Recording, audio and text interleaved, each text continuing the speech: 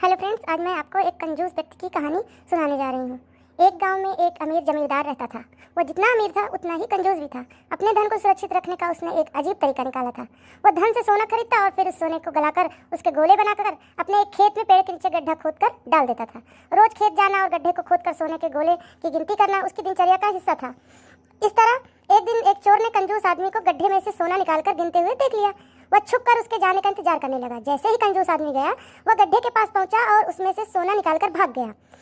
अगले दिन जब कंजूस आदमी खेत में गड्ढे के पास पहुंचा तो सारा सोना नदारत पाकर रोने पीटने लगा। उसकी आवाज सुनते के वहां से गुजरते हुए राहगीर के कान में पड़ी तो वह रुक गया। उसने कंजूस आदमी से रोने का कारण पूछा तो कंजूस आदमी बोला, मैं लूट गया, बर्बाद हो गया, कोई मेरा सारा सोना लेकर भाग गया, अब मैं क्या करूंगा? सोना किसने चुराया, कब चुराया? राहगीर आश्चर्य पड़ गया। पता नहीं चोर ने कब इस गड्ढे को खोदा और सारा सोना लेकर 9 2 11 हो गया। मैं जब यहाँ पहुंचा तो सारा सोना गायब था।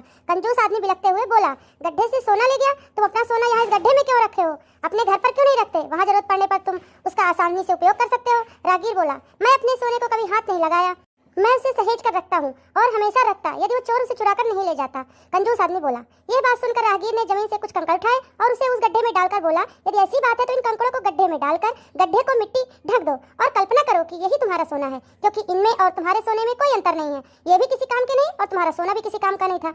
उस सोने का तुमने कोई भी उपयोग ही नहीं किया, ना ही करने वाले थे। उसका होना ना होना बराबर था।